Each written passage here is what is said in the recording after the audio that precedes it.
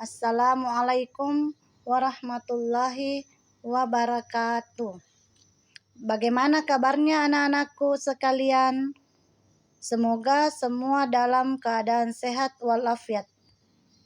Baiklah anak-anakku, sebelum memulai pembelajaran, silahkan berdoa terlebih dahulu. Bacaan doa sebelum belajar. Bismillahirrahmanirrahim. Raditu billahi robba wa bil islami dina wa bi muhammadin nabiyya wa rasula. Rabbi zidni ilman warzuqni fahman. Yuk kita baca satu kali lagi agar cepat hafal. Anak-anakku sekalian, hari ini kita akan membahas materi tentang meraih ketenangan jiwa dengan meyakini qada dan qadar. Adapun tujuan pembelajarannya yaitu peserta didik mampu menjelaskan iman kepada qada dan qadar. Adapun pengertian daripada qada dan qadar yaitu beriman kepada qada dan qadar merupakan rukun iman yang keenam. Jadi pengertian qada dan qadar ada dua. Yang pertama menurut bahasa yang artinya hukum, keputusan, ketetapan, kehendak. Qadar menurut bahasa artinya kepastian, ukuran, kekuasaan, perwujudan, dan kehendak. Sedangkan menurut istilah, qada adalah ketetapan Allah terhadap segala sesuatu sejak zaman asali. Zaman asali yaitu zaman ketika segala sesuatu belum tercipta. Sedangkan qadar menurut istilah adalah perwujudan kehendak Allah Subhanahu wa Ta'ala terhadap semua makhluknya dalam ukuran dan bentuk-bentuk tertentu sesuai dengan iradanya. Iman kepada qada dan qadar dalam ungkapan sehari-hari lebih dikenal dengan sebutan iman kepada takdir. Iman kepada takdir berarti percaya bahwa segala sesuatu yang terjadi di alam semesta ini seperti adanya sehat, adanya sakit, hidup, dan mati, rezeki dan jodoh seseorang merupakan kehendak dan ketentuan Allah Subhanahu wa Ta'ala. Adapun salah satu dalil yang berkaitan dengan qada dan qadar yaitu surah Yasin ayat 38 sampai 39. وَالشَّمْسُ تَجْرِي لِمُسْتَقَرٍّ لَهَا ذَلِكَ تَقْدِيرُ الْعَزِيزِ الْعَلِيمِ. Dan matahari berjalan di tempat peredarannya. Demikianlah ketetapan Allah yang Maha Perkasa, Maha Mengetahui.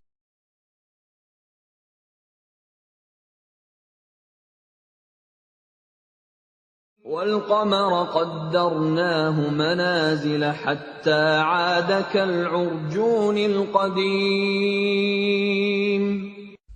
Dan telah kami tetapkan tempat peredaran bagi bulan, sehingga setelah ia sampai ke tempat peredaran yang terakhir, kembalilah ia seperti bentuk tandan yang tua. Ada beberapa contoh qada dan qadar. Kita lihat dulu yang pertama, contoh qada, yaitu 1.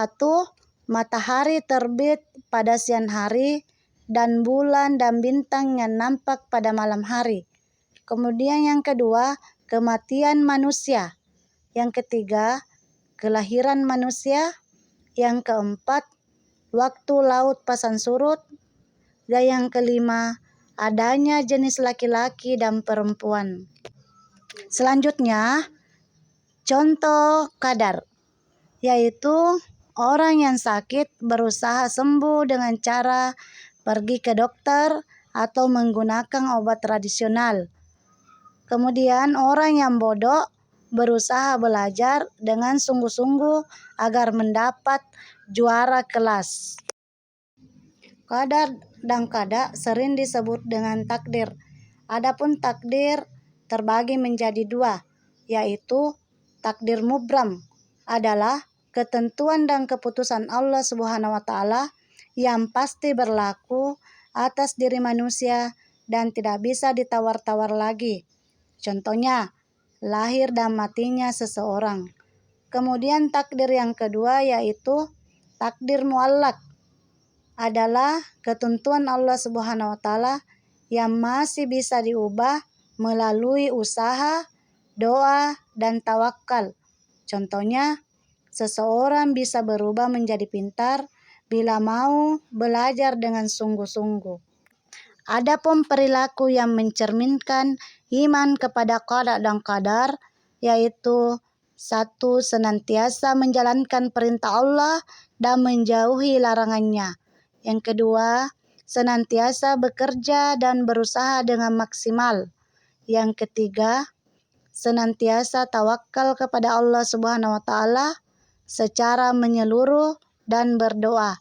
Yang keempat, senantiasa mengisi kehidupan dunia dengan hal-hal positif agar mendapatkan kebahagiaan di akhirat kelak. Yang kelima, senantiasa merenungkan dan memperhatikan kebesaran Allah Subhanahu wa taala. Yang keenam, senantiasa bersabar dan tabah dalam menghadapi ujian. Kemudian, hikmah beriman kepada qada dan qadar. 1. Mendekatkan diri kepada Allah Subhanahu wa taala. 2. Mendidik manusia agar senantiasa berikhtiar. 3. Mendidik manusia agar senantiasa sabar dan tawakal. 4. Mendidik manusia untuk tidak bersikap sombong. Menutup pembahasan hari ini, adapun kesimpulan makna iman kepada qada dan qadar adalah fondasi penting dalam kehidupan seorang muslim. Dengan memahami dan mengamalkan nilai-nilai yang terkandung di dalamnya, kita akan hidup lebih tenang, bahagia, dan dekat dengan Allah Subhanahu wa taala. Demikianlah proses pembelajaran hari ini. Kita ketemu kembali di materi selanjutnya. Sekian dan terima kasih. Assalamualaikum warahmatullahi wabarakatuh.